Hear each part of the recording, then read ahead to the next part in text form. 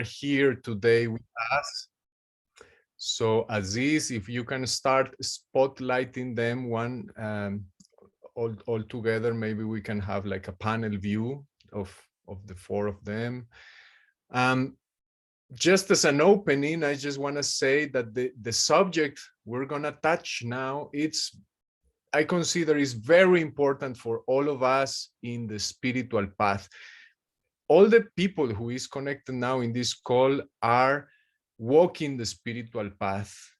And sometimes when we're walking the spiritual path, we can fall into this spiritual bypass. That means hiding a little bit under the rocks of the big truths, under the rocks or under the bushes of our dancing or our singing or our readings or our understandings about the soul and the consciousness and the mysterious ways, and not pay attention to some unripe aspects of our personality, not pay attention to some things to do in the list of the daily life, taking care of responsible parenting or making peace with the economy or etc. I don't want to take the role of the teacher here and start opening the subject, but I want to say that we have very nice, important guests tonight, today. Darbesha from the United States, senior teacher of the Ruhaniyat, of the Sufi Ruhaniyat. We have Sheikh Sadi, that is calling from Scotland, a much loved teacher and scholar in all the Middle Eastern wisdom and a seasoned Sufi teacher. We have Issa Baba calling from Konya in Turkey, from the Chisti order, very beloved friend and supporter of our family of the dances in Turkey.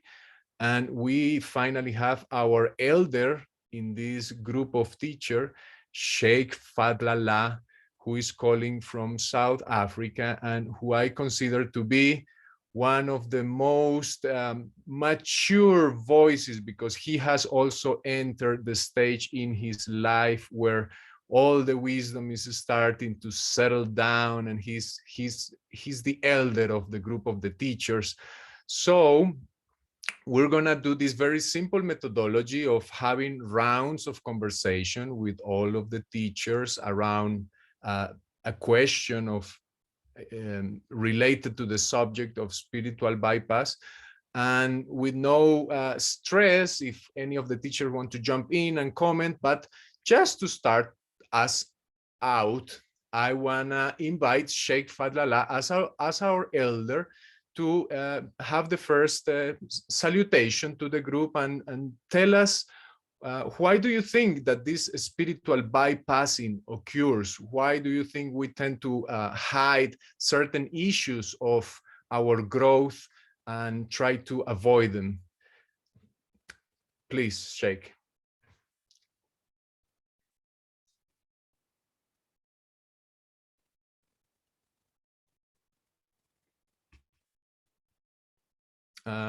Wait a minute, Sheikh, we're not listening to your audio. The pattern of life and existence came at the same time as existence occurred. Whatever time, whatever way, and whatever reason, this pattern embodies and encompasses two zones. One is the material, physical, discernible, understandable, definable, discussable zone, that which we can deal with our reason, rationality, and we can all understand as human beings. This is hot, this is cold, this is good, this is bad, this is frightening, this is friendly. This is the zone of duality which we try to balance and make sense out of it. Our outer senses receive signals, refers to our inner senses, and comes up with answers that enable us to continue surviving, existing, and feeling good. Feeling is the issue. This is the one zone. And what you call spiritual bypass really refers to the other zone, which is absolute, infinite, timeless, not subject to beginnings or ends.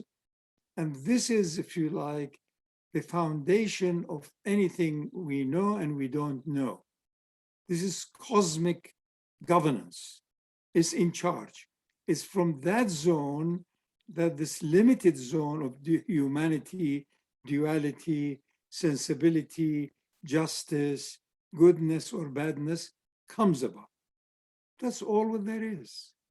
We, each one of us, has to address both of these sides because they are both in us.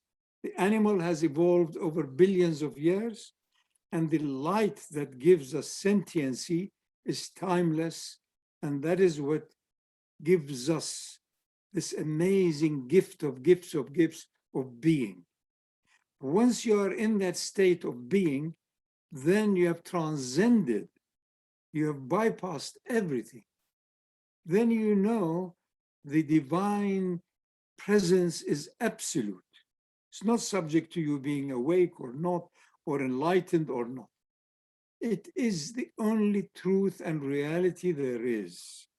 So we are driven, all of us as human beings, north, south, east, west, educated or not, poor or rich, we are driven to touch that zone of permanency, which is ever present in the eternal now. That's all. All religions, all teachings, all different Sufis and other spiritual ways are attempts to give us a chance to stop all the noise that we are subjected to in the world of duality, and for sustaining and for keeping nourishment, keeping illness out, keeping goodness in, until such time all of these fall off. Then you lose all, because the light that contains all has now encompassed you. It's wonderful to have sama, it's wonderful to have sessions. It takes you away from the drudgery of day-to-day survival needs. Initially, this is helpful, good mood. You're uplifted. Until such time, this is your nature. In order to be with other people, you have to come down. You don't go up. So initially, you're climbing up. A situation comes when it is, you realize this is your permanent state, the state of your own soul or spirit. And this is for everyone. That brings about humbleness. You may be bigger, stronger, more intelligent, more clever, wealthier. This is all in the zone of duality.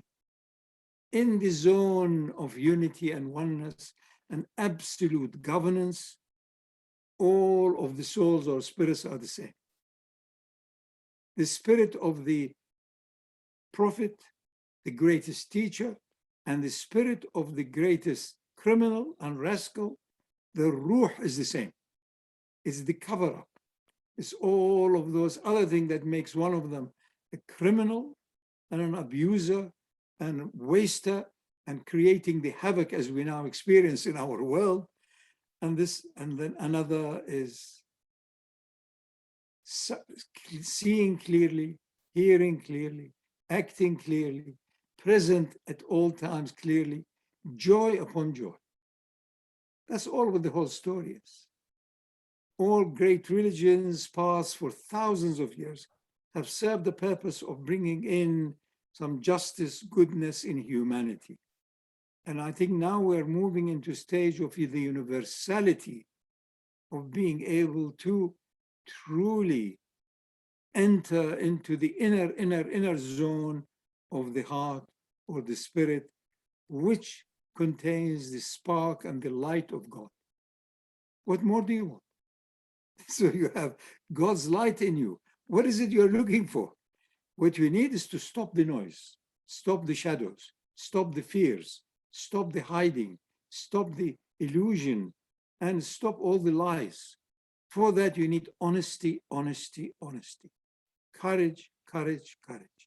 And you truly know that there is only God. And everything emanates from it, contained by it, sustained by it, returns to it. That's the whole story. So after that, Alhamdulillah. Alhamdulillah, Sheikh. Thank you very much. I want to move into studies. Do you think that what the Sheikh is mentioning of how when we enter into these practices and we go to these exalted states of communion, do you think it's possible that we start to maybe hide some things and maybe not look at certain things that start to accumulate under that appearance of exaltation? Thank you, Arjun. Bismillah, Bismillah. Greetings to all from Scotland. In a word, yes. I'll give you an example. In his writings on spiritual dancing, the founder of the Dances of Universal Peace writes this in the late 1930s. And this was a time of extreme social unrest in the US, as well as the lead up to the Second World War. And Samuel Lewis writes, when doctrines, and he means here political doctrines or religious doctrines, divide people, and when isms, and by that he means various, you could say anything can be an ism, Buddhism, Sufism, anything's an ism. He says, when doctrines divide and isms turn one human being against another, without speech, without silence, let us demonstrate. Without speech, without silence, let us demonstrate. So this is the preface to his book on spiritual dancing. The phrase without speech, without silence comes from one of Samuel Lewis's Zen teachers, and it refers to that state to which Sheikh Fadlallah was pointing. This is the state of the ruh, you could say of the awakening, the consciousness which is always on, whether we're awake, whether we're asleep, whether we're dreaming, whether we're forgetful, whether we're remembering, it's always there. So Samuel Lewis really says that our dancing, when it is spiritual dancing, has to come from this place of the ruh, not from what you could say in Sufi lingo we call the nafs or the nafsha. And then he goes on in this book to describe exactly also what Sheikh was talking to, that dancing throughout the ages, he looks at this cross-culturally, has always provided a way to leverage us out of our limited sense of consciousness. It is a much more healthy form than using intoxicants, although this has also been used ritually. These have also been used ritually throughout the ages, but he points out to the potential for, you could say, for spiritual dancing to raise, you could say, at least invoke some limited sense of hal, and then perhaps a person can, through their own, you could say, actual living, through their moral culture, bring some of this into their everyday life. But throughout this, Samuel Lewis points out that if the dances or any other spiritual art, and I'm almost quoting directly here, if the dances or any other spiritual art are used mainly for, you could say, for limited psychic purposes, rather than for realizing the self, then they've simply become a form of, you could say, psychic upliftments, entertainment, all these sorts of things. So when Tasneem Fernandez and I began the Dances of Universal Peace Network in 1982, this is now nearly 40 years ago.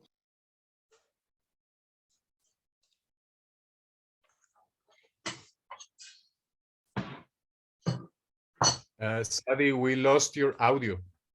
I see, okay. Am I audioing again? Okay. Yeah, you're again. 40 years ago, you were saying. Someone muted me. That's happened before. Never mind. Yeah, 40 years ago, Tasneem Fernandez and I, when we started the network for the Dances of Universal Peace, we emphasized, okay, you know, we're not going to do these just for our own comfort, for our own entertainment, for our own coziness. We're going to do these out in public We're going to do these with people who haven't done them before. And this is just a form of spiritual offering. This is a form of spiritual art in the same way that Samuel Lewis talks about. That hopefully we would go into a deeper state, a state more connected to our soul, that is our ruh. We would be able to bring through something from source in what we were doing, and people would feel that. You could say the universality of it, when Samuel Lewis names these as dances of universal peace, he of course points to a sense of worldwide connection, but the phrase universal peace actually means touching the soul, touching the ruh for Samuel Lewis. If you look in his writings, it means that no genuine spiritual art is anything more than a transmission. It's a transmission from the unseen, from the different unseen worlds. Now, how deeply does that go? That depends on the person. So from the standpoint of the soul, what we're talking about is not spiritual bypass, it's spiritual impasse. And that means that the soul, which is always on, is prevented from realizing itself by all sorts of unhealthy habits that we have.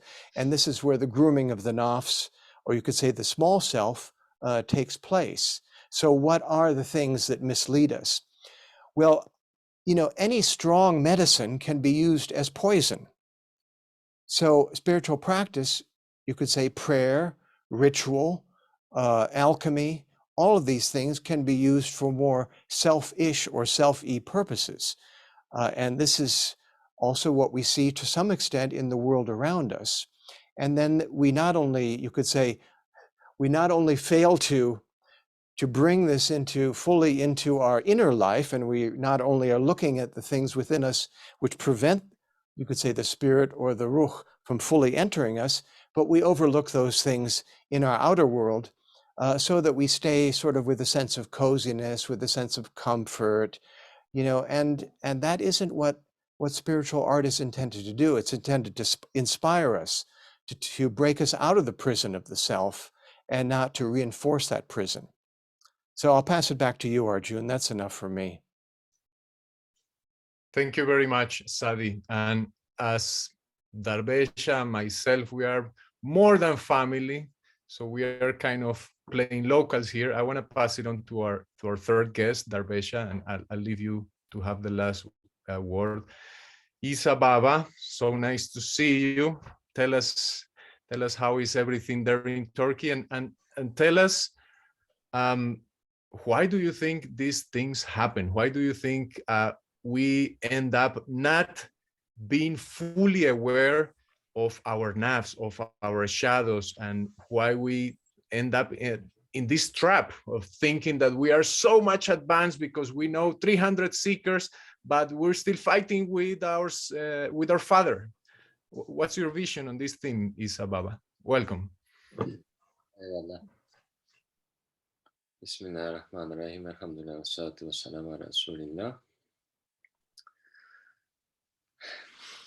This is really the perennial question, I think. And in our day, when we are so interested in an immediate experience and in immediate attainment and fast everything, we don't only want fast food, but, we want fast enlightenment and fast this and that.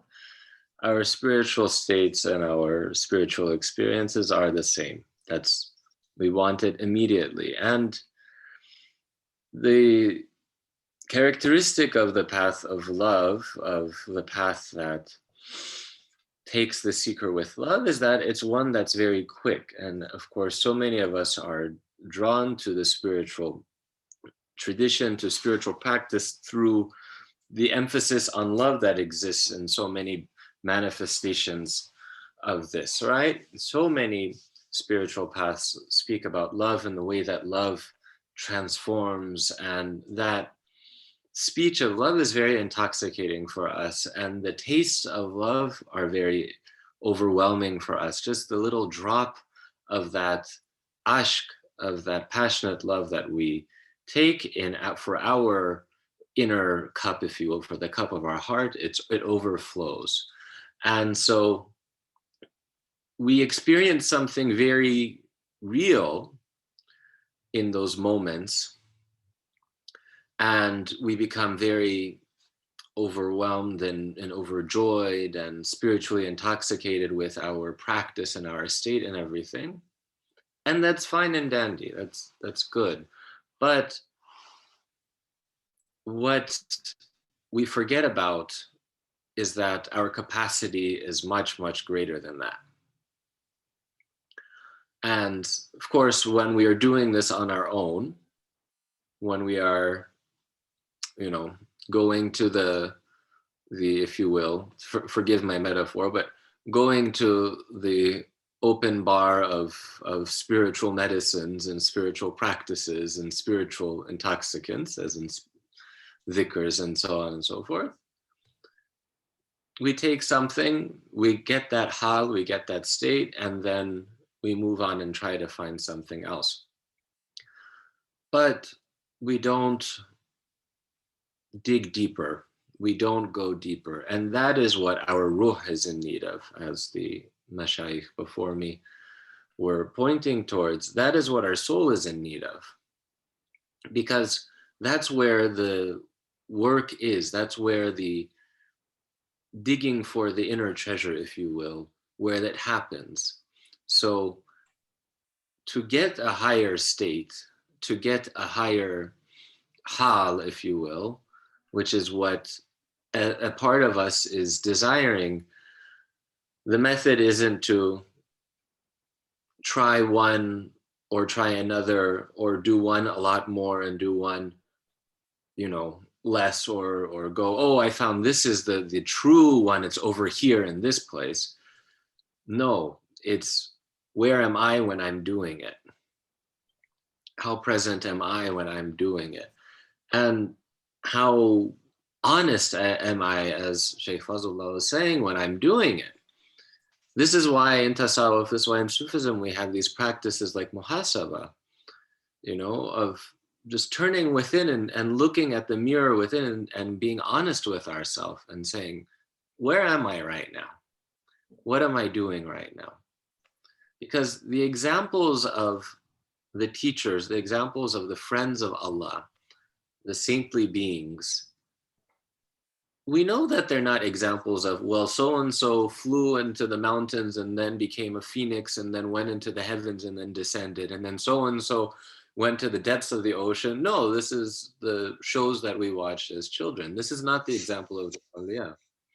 The example of the awliya are stories that bring us to the sweetest, purest, most wholesome expression of humanity, where there is no bypass going on. That's why our teachers, our guides that we work with on the path, whenever we start to say, oh, I did that dhikr, I did that dance, I did that practice, and then this opened up for me, and then I had this dream, and then this thing happened. What do they tell us? They say, okay, that's good, that's fine, but how are you with these other practices that you've neglected? Or how are you with, things in your household and things at work? Those things are wonderful. They're beautiful tastes, but those are gifts. Those are tastes of what really we can, inshallah, come to experience more of if we do that inner turn. Okay, thank you, Issa Baba. That took us further in this path of exploration that we're digging now. Darvesha, welcome to this conversation. Bring up the feminine wisdom. What's your understanding about spiritual bypass? Why this thing happens? Can we ask you to unmute? Unmute yourself, Darvesha.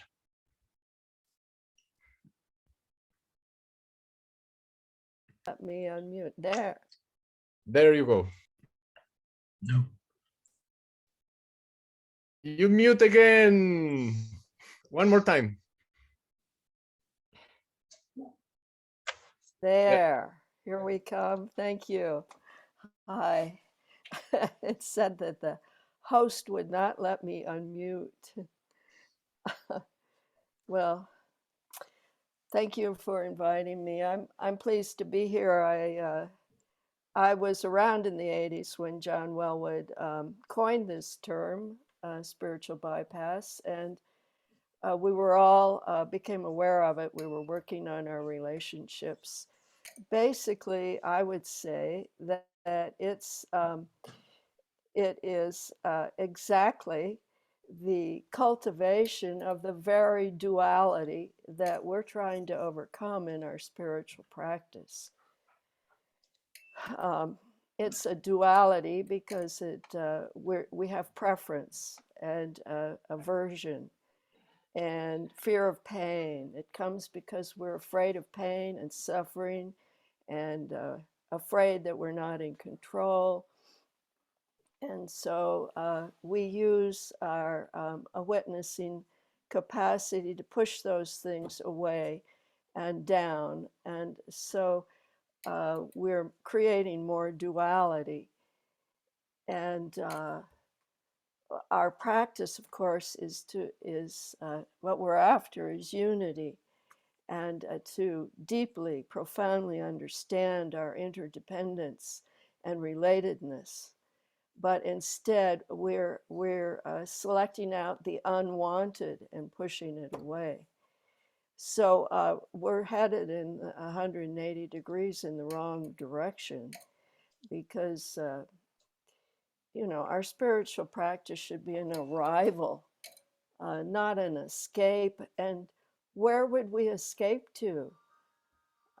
La ilaha illallah, where are we going? Hazrat Inayat Khan said, nature doesn't teach the glory of God. Nature is the glory of God. It's all spiritual. It's all God. What we want is the unflinching gaze. This is a Buddhist term. You see the eyes of the stupa looking out. We want to look at what is arising and be open, to be big-hearted and generous, to include what's arising, not push it away. So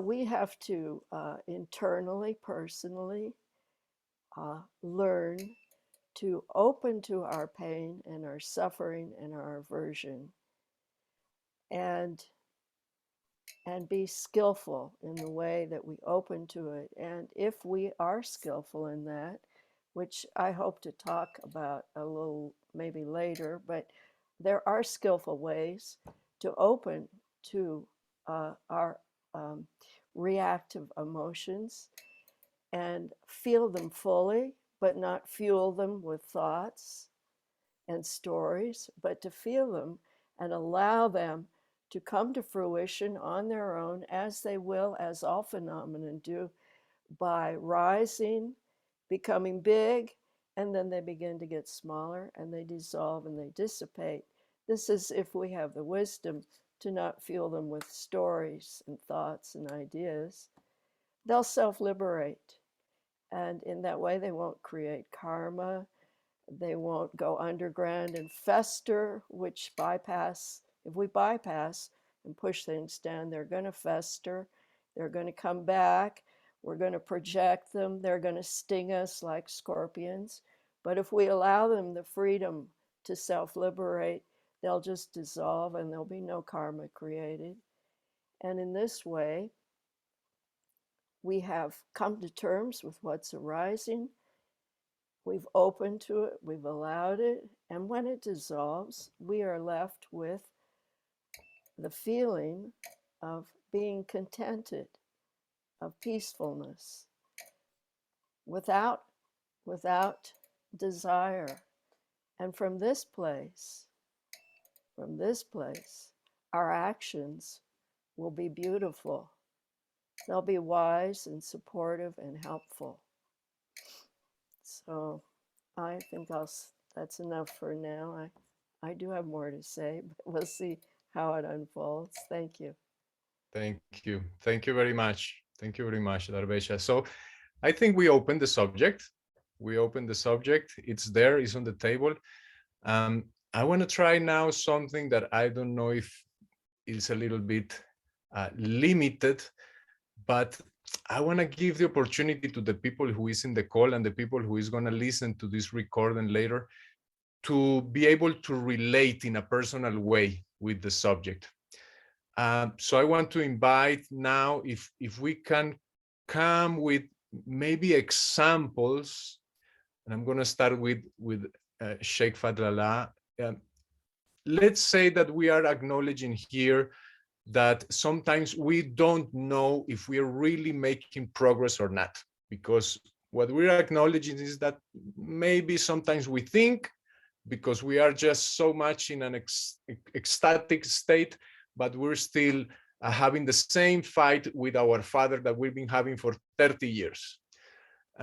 So can you tell us some examples of how a person who is walking in the path of unity can know if they're making any real progress, like real progress of transformation? What are the symptoms? Or if you want, what are the symptoms that you are hiding something and that you are deceiving yourself? Any of those directions, Sheikh, please. When there is less fear, less sorrow, less anxiety, more presence, you know you are more and more, in a way, drawing energy from your spirit rather than your mind and your biography. The issue is that we have been more and more in the last few decades concerned about our human side, our duality, health, money, this relationship, and that has to stop. Not until you lose yourself by will, you stop time. Not until then, you are not truly replenishing from your own soul. Everyone knows their state. You can't lie. The more you are able to stop the noise, stop your biography, stop the role that you are playing, just stop it all. Touch the zone of timelessness, which is the nature of your own spirit, then you are in balance between the infinite and the finite. Then you are in this world, not of this world.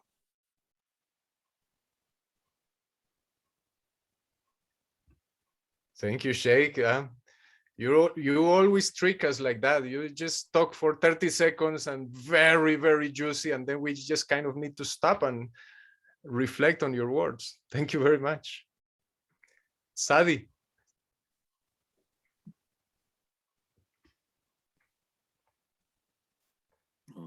Thank you, Arjun.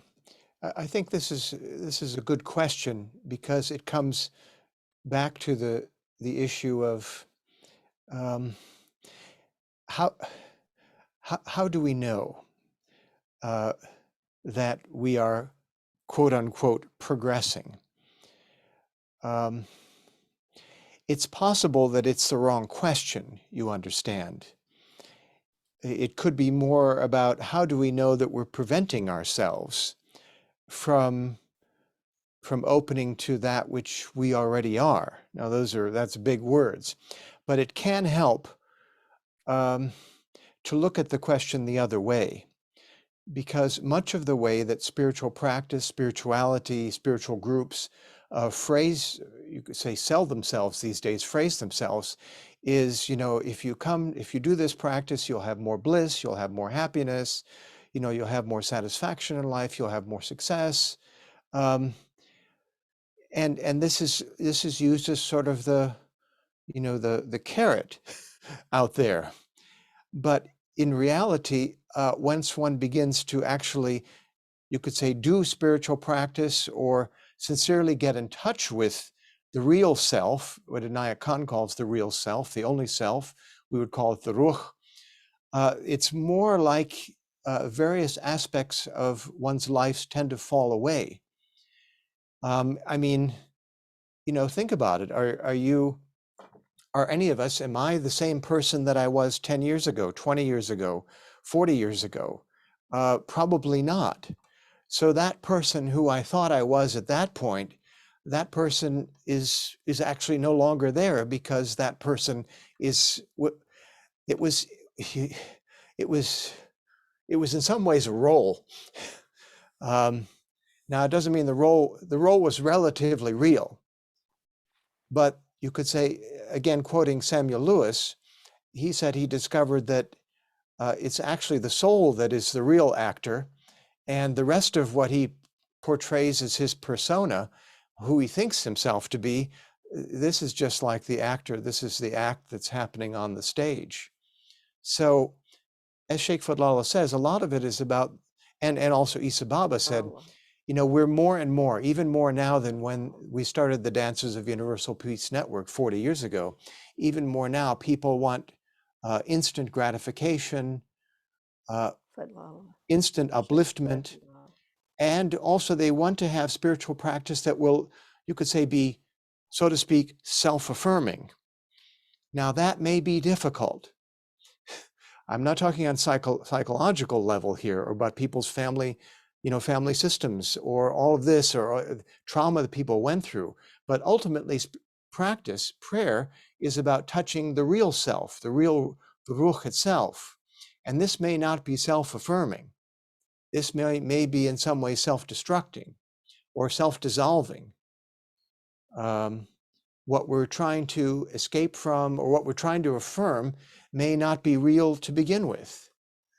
And so again, as Dervesha said, you know, we're looking, if we're looking to escape something, escape life, that's not going to happen. You know, the beautiful names, the Asmaul Husna, they're not meant to be, you could say, you know, give us a high, or be, as one sheikh said, supposed to be, you know, like commodities we're buying in the marketplace to make ourselves happy. I think that was Baal Muhaydin that said that. Neither are they medicines that are going to cure all of my neuroticism in some ways. They're meant to open doorways. They're meant to puncture holes in my small self so that the real self, the ruh, can come through. And then we can more, you know, then we can turn from the you could say from the real to the unreal, because they're never separate. Our ruh and our nafs are never separate. They're connected. How could there be two? There is no two. So the way people escape is by taking a sort of distance view, a so-called, you know, the so-called awakened view is not actually really awakened half the time. You know, look at the Buddha Sutras. The Paramita Hridaya Sutra says, you know, not created, not destroyed, not impure, not deficient, no birth, no death, no cause, no knowing, no end of birth, no cause or death or knowing. So if you have a small sense of, okay, a big opening or an ecstatic state or a hall, you know, then you think, okay, well, then the rest of it's not real. I don't have to live the rest of my life. I don't have to engage. I don't have to engage with myself or my surroundings in a real way. And often the surroundings, you could say that, speaking for myself, you know, what we don't engage with is usually what's closest to us. It starts with our inner self, and then it's our own community. And then, you know, it's easy to have love for the world, or for, you know, okay, yeah, I'm worried about climate change, all that, great. You know, but what about what's closest to you? So, you know, this is how if there is bypass, this is how it goes. Thank you, Sadi. Yes, we knew this was going to be a sticky and complex subject. Sheikh Fadlallah insists on telling us it's not that complex. Just open to the bigger reality. But we're getting there. We're getting there. I'm with you, Sadi, with maybe a good symptom of spiritual bypass if it's still you're fighting with your neighbor. Absolutely. I'm going to pass it to Issa Baba. What can we tell to these people that are listening now? How can they know?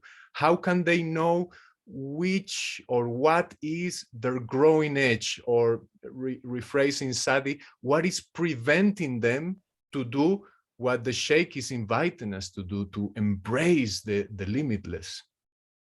How do we know what is where we need to work? I think that a very important aspect of this is for us to look and see how we understand that advancement. And of course, the Meshayikh have talked about that, but just to spend a little bit more time in that, what is spiritual advancement for us? Is it experiencing hals? Is it spiritual states? Is it going into trance? Is it going into a disconnected state and returning to the world and that kind of rhythm? Or is it attaining ihsan?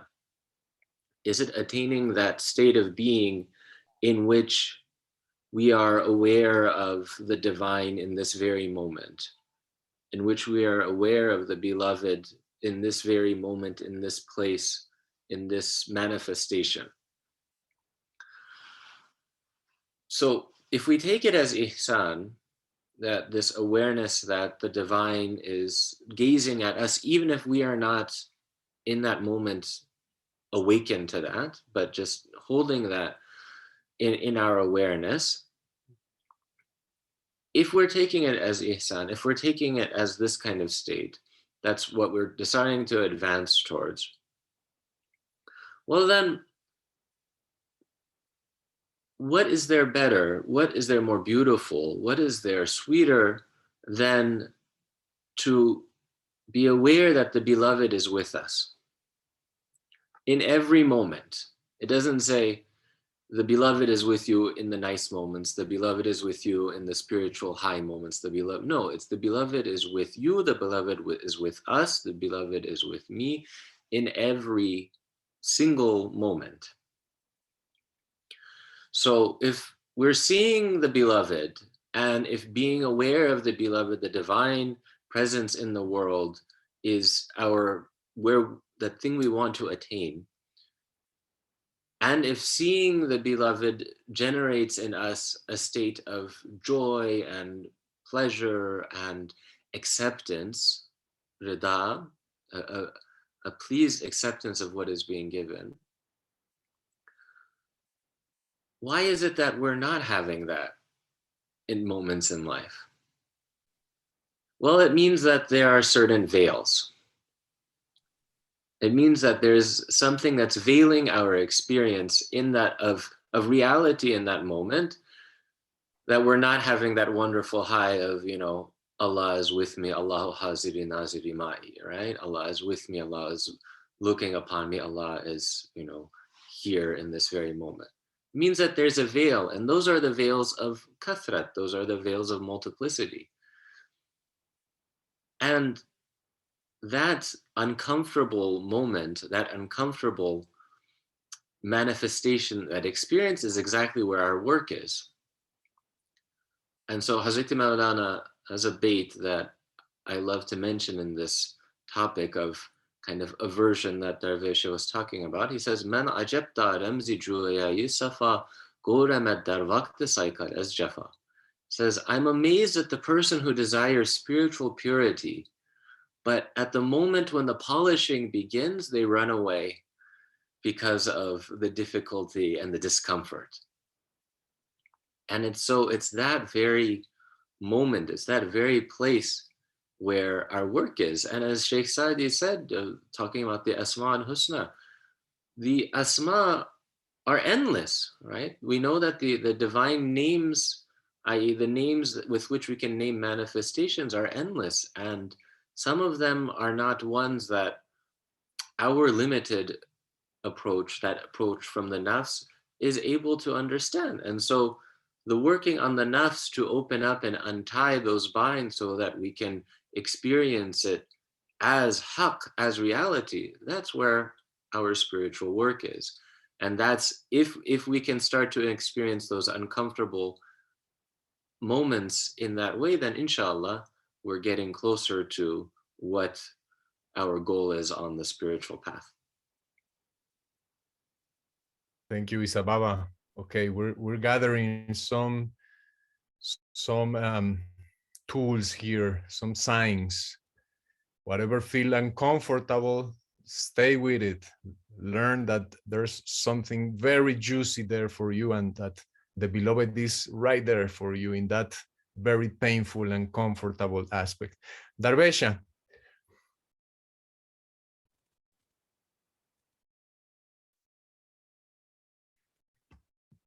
Yes, that's exactly, I pick up right there. If we're feeling uncomfortable, we're not in bypass. And if we want to know when we are in bypass, it would be at the times when we're feeling indifferent, when we don't feel anything, when we're feeling grandiose and magnanimous, or when we're feeling falsely humble, like I'm I'm the lowest of the low, but I'm really only thinking of myself. When those but especially when we feel totally self-satisfied and indifferent to and impervious, that's a red flag that we are in bypass. When we're feeling uncomfortable, we're not in bypass, and that is the moment, as we say. So when you're feeling indifferent, dig deeper, because that's a red flag. But when you're feeling comfortable, that's the time to do the practice of opening to what's arising and feeling the sensations of that reactive emotion, feeling it in our body and opening to how that feels, but not fueling the story with not putting fuel on the fire with ideas about it, but just actually being with it in an intimate way and feeling it. And if we do this, it will come, rise, and then it will fall back down into, it will dissolve and evaporate. And then we are feeling that state of bliss that we have been talking about, that everybody wants. So the only way to get to that state of bliss is not to escape from what's going on, but to go through it, to open to it. And when we do, it will dissolve if we do it skillfully. That is, if we have enough wisdom and discriminating wisdom to be able to tell the difference between what we're feeling and what we're thinking. And if we can just forget about the thoughts and feel it through, it will dissolve, and then we will be back into a state of contentment, of peace, the mode of goodness. So this is also a feeling. So I'd like to agree with the Sheikh that yes, it all comes down to feeling. If we're feeling uncomfortable, this is good. We're not in bypass. And if we're feeling the kind of bliss that comes when we've moved through it and confronted it and opened to it and been intimate with it, and we come back to this place of unity and oneness, that too is feeling. But when we're not feeling anything, that's when the red flag goes up and we say, I must be in bypass. Thank you, Darvesha. Thank you very much. So just to try to put an elephant in a bottle, I want to say that Darvesha basically is inviting us to make friends with our pain. And I want to take it from there for our last round, in which, again, Sheikh will have the first word, but also Sheikh will have the last word of this panel. So we'll go a full round and then Sheikh closes. And in this last round, I want to invite you, my dear friends and teachers, if we can now make a zoom out and start embracing, feeling, thinking, merging with the collective human soul. Let's start feeling the journey that the collective human soul is undergoing right now, the very precise moment in history we are now. And let's infuse that with this whole understanding that actually the pain, the wound, the trauma, the conflict is the path, is the doorway to awakening, is embracing that crisis that we can really move forward. So I want to ask you, what is that the human soul, that what is that we as a collective are discovering now?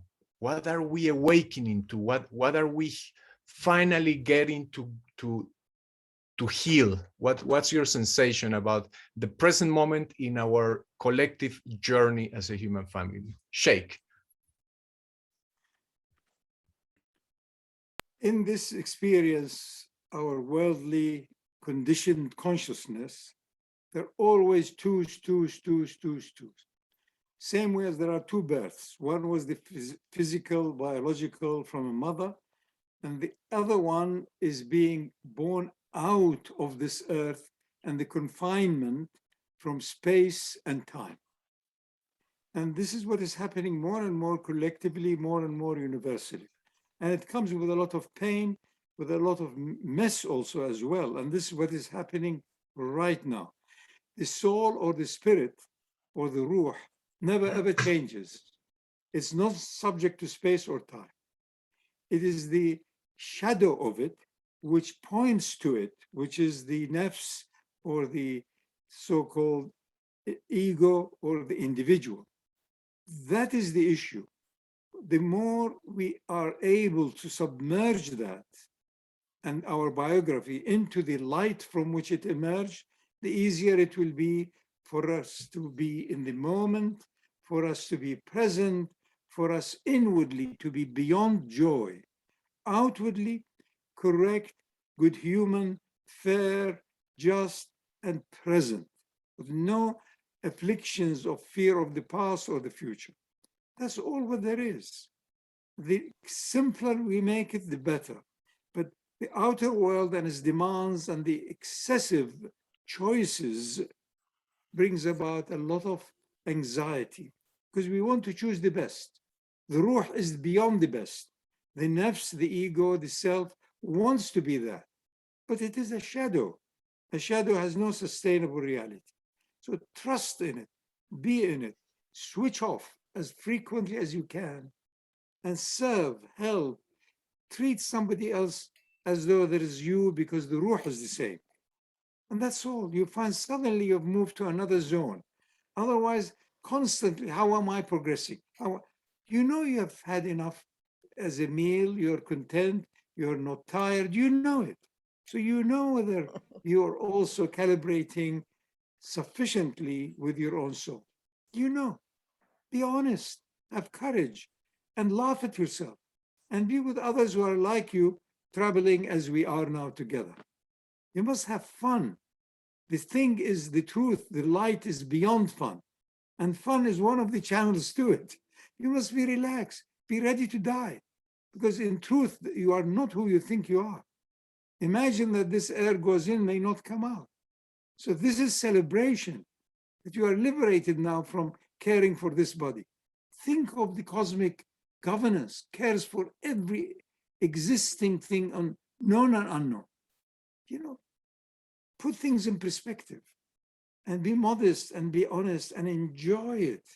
Sing without a sound, without a voice, dance without a movement. But in the meantime, you may need also to make a movement and dance. Fine. Good luck. Oh, mashallah, mashallah. Thank you very much, Sheikh. It's such a bliss to just witness you flowing through. Sadi.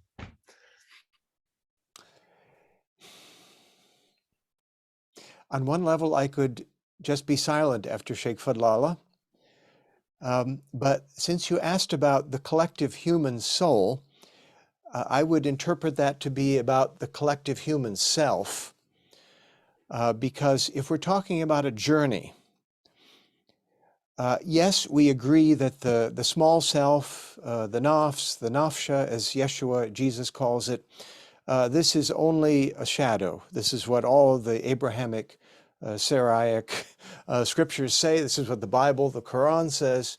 It's a shadow. It's a phenomena, using a Greek term. It's an appearance. However, the appearance also has some reality. Otherwise, why do we have creation? Now we're getting into the deep questions. If in 500,000 years this whole planet disappears, which according to current science it probably will, do we imagine that nothing of the human art, music, moral universe will remain. Will nothing remain from this whole thing? That is inconceivable. So where did we begin? Let's say 200, 300,000 years ago, human beings, our individual human self was almost transparent. We were one with nature. This is pre-agriculture. You know, this is why we have all these early stories about people seeing different beings in nature, nature spirits, fairies, demons, jinn, all of these things, because human consciousness was hardly even separate from either each other or from nature. We had, in other words, very little self. And we also had very little freedom as human beings. We had very little choice, which Darvesha mentioned also. Now, somewhere along the line, we begin to individuate. And this is what is usually called Adamic consciousness. This is the rise of the individuated human being. Different scientists talk about it different ways. As we proceed on now in the last 10,000 years, post-agriculture, the human self becomes more and more separate from nature as well as from community. And this is what we see over 200 or 300 years. So we become more and more separate. And so over here on the human side, on the nafs side, there is the illusion, okay, I'm separate and I'm free. So freedom and, you could say, separation from nature, unfortunately, come together in the evolution of human consciousness, of the nafs, the collective human nafs consciousness.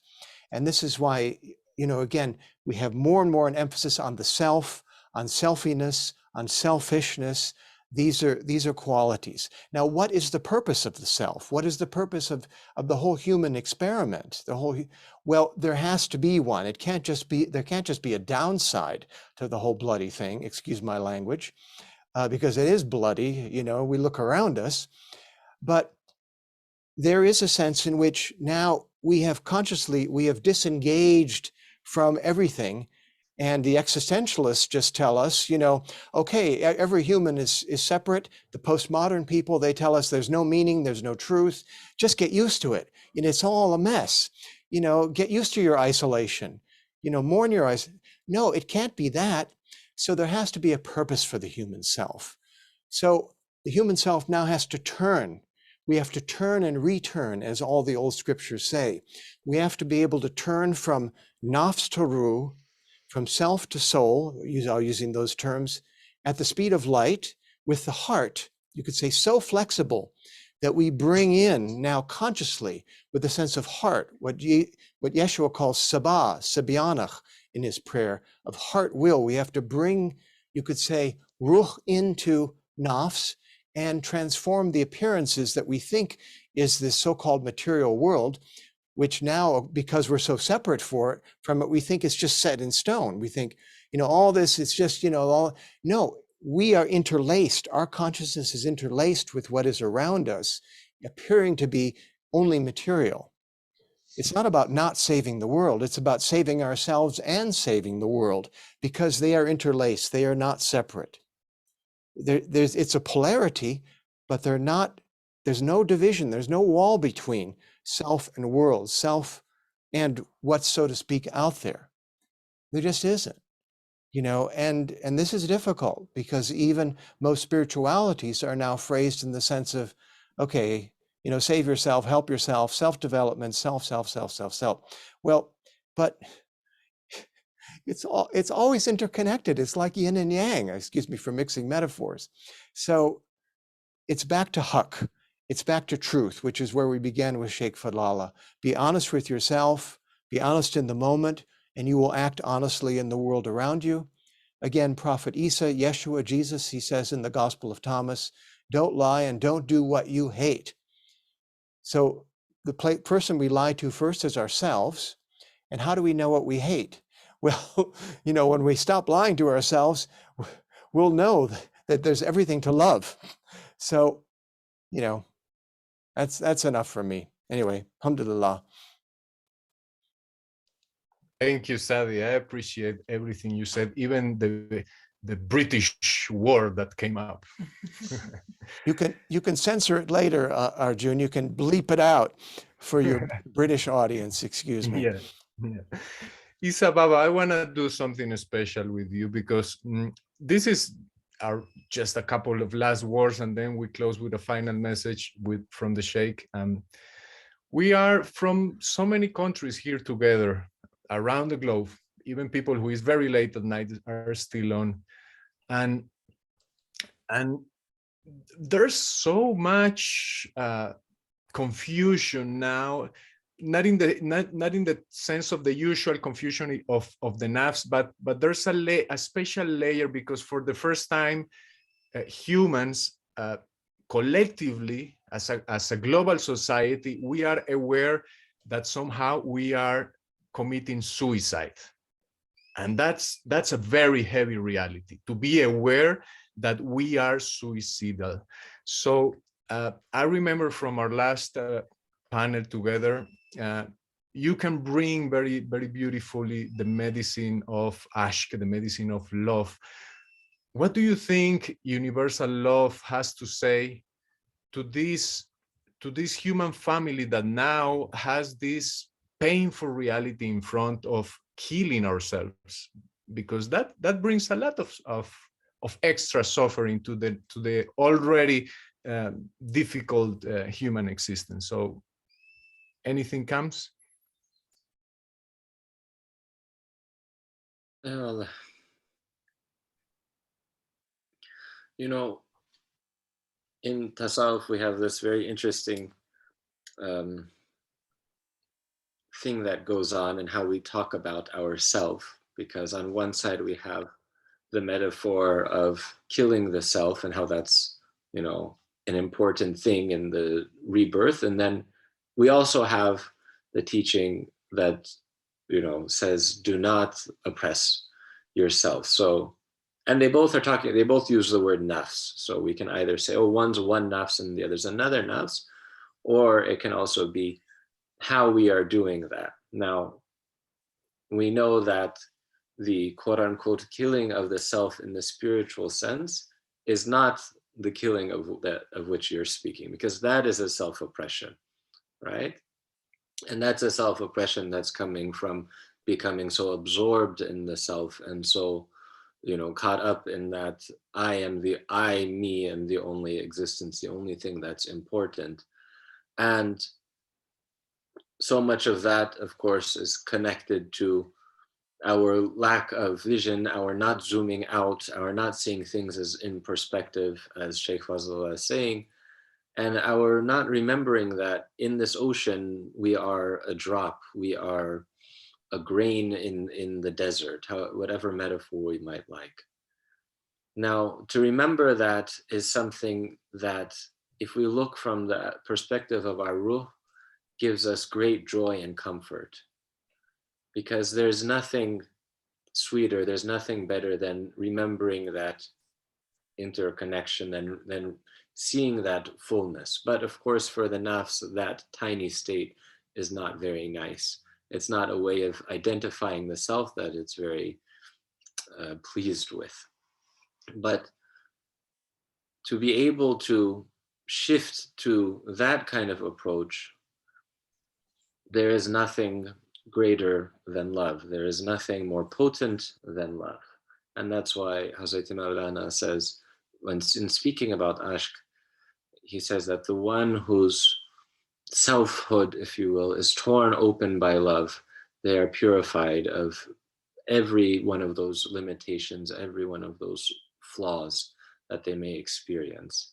And so spreading that and experiencing that is very important. But of course, it's not in word, because then we may end up just doing a spiritual bypass of, we love everyone except for those people, except for that person, except for this state, and except for that one, etc., etc., etc.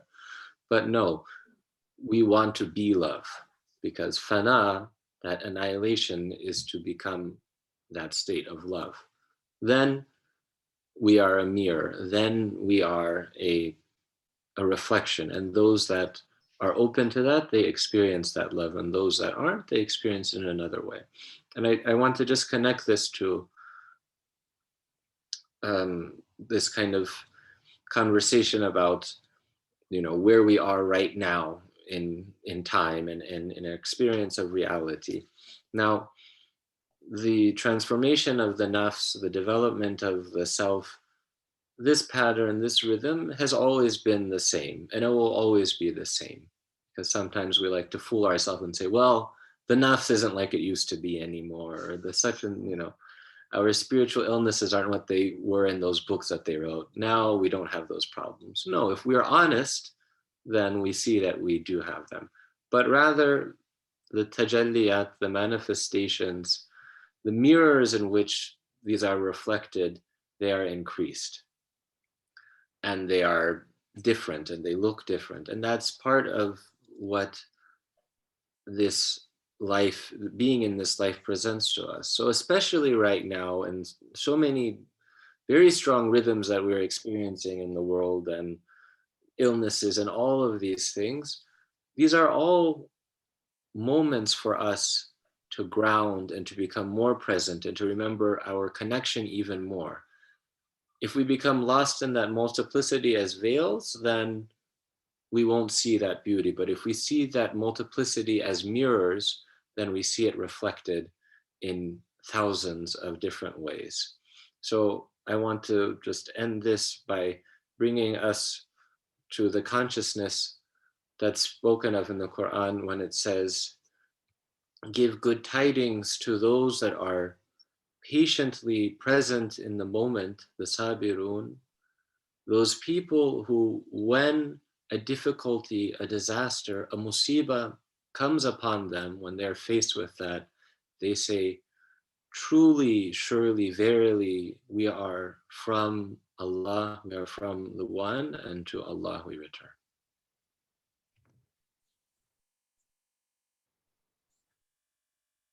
Thank you, Issa Baba.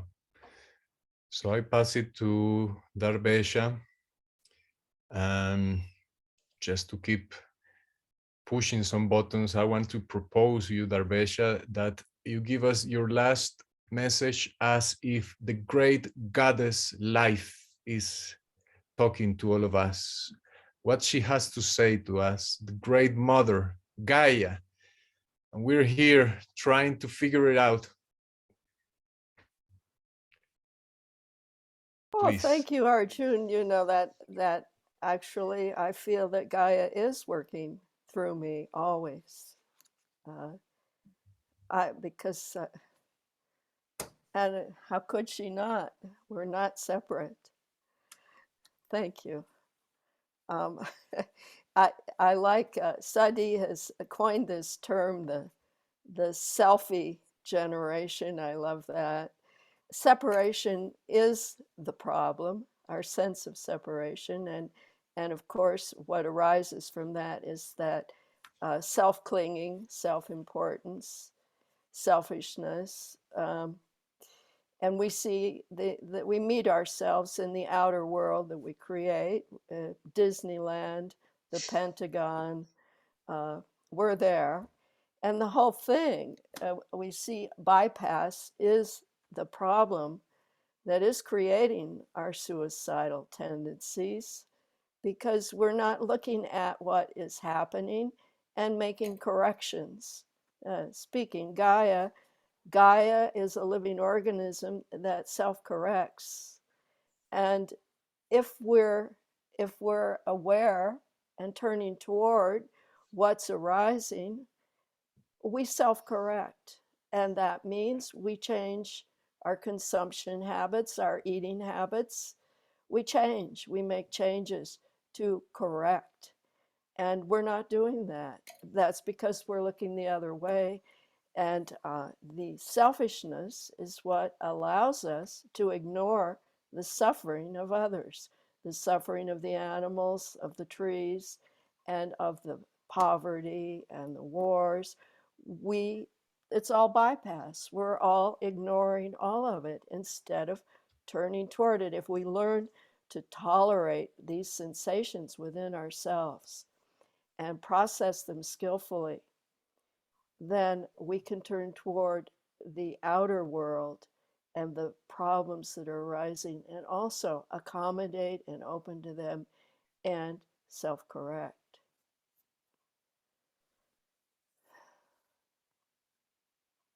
Yes, The thank you. Tibet, the I could Okay, stop. Should I sorry. No, stop? no, you have a No, couple of more no. minutes, please. Go on.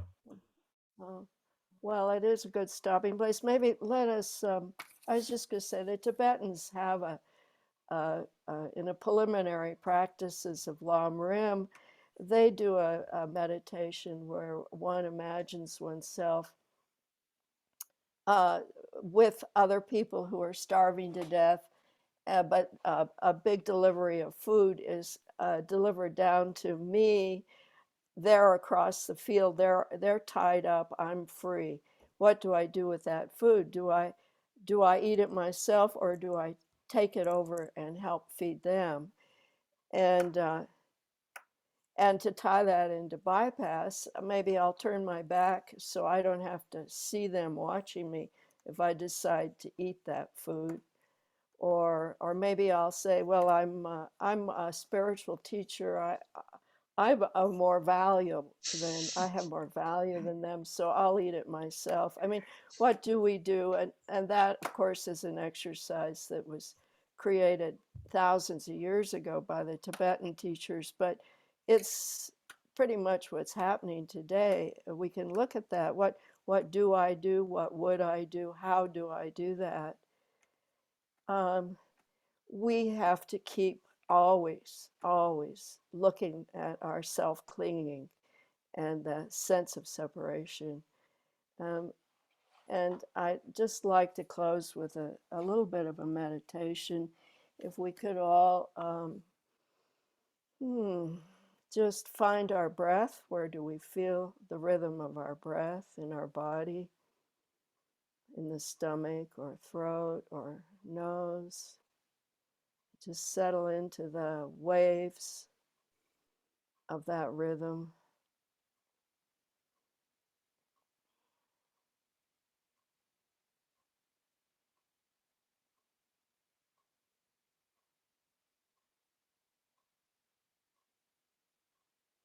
Now I'd like to ask you each to conjure up in your mind's eye a picture of some place on the planet that is in trouble, that it feels uncomfortable to think about.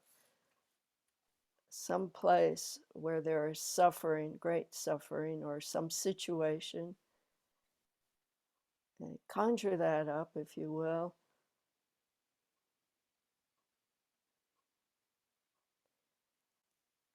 And then closely notice where you feel the emotion, the reactive emotion of grief or anger, where you feel that emotion in your body right now. Where do you feel it, in the chest or the throat or in the belly, in the shoulder, the neck, your rhythm of your breath, the rhythm of your heart? Just feel those sensations and drop the picture. Let go of the thoughts and pictures and just concentrate on the sensation of that reactive emotion that you have.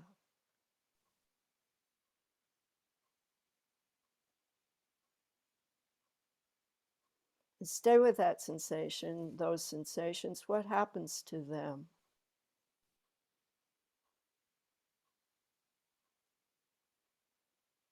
Perhaps they get stronger. But if you just stay with them and don't fuel the thing with thoughts and stories, just stay with the sensation of the feeling. The feelings are probably beginning to get smaller. The waves of sensation are calming, becoming less and less.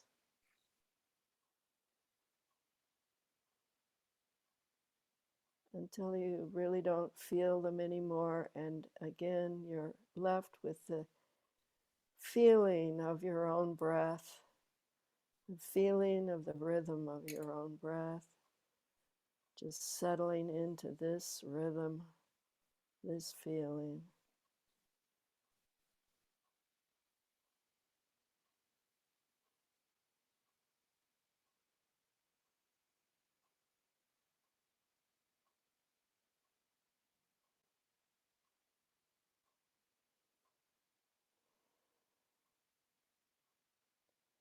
Feeling this peacefulness. From this place, know that your actions, from this place, your actions that arise will be righteous, helpful, supportive, and kind, tender, open.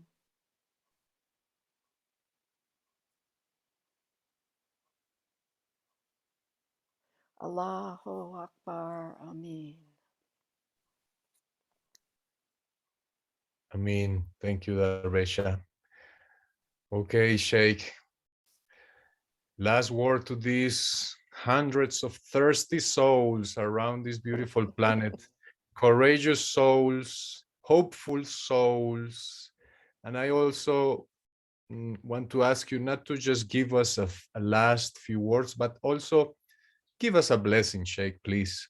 Send us a prayer for all of us and for our planet.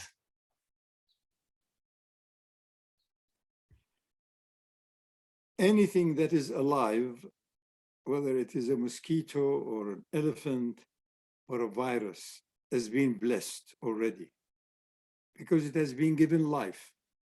Life is the exclusive domain of the life giver.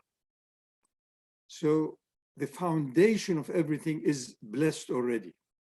So neither I nor any other person can do anything other than repeat that magnificent event that had happened billions of years ago, and from the unseen, life occurred. And it took all these years for it to reach a point where amongst those people experiencing life, there were few who took it upon them to be agents of that life giver. In other words, as stewards, responsible. Why do you kill this? Why do you do that? Why do you, what are your duties? This event happened maybe 200,000-300,000 years ago. We are indeed blessed.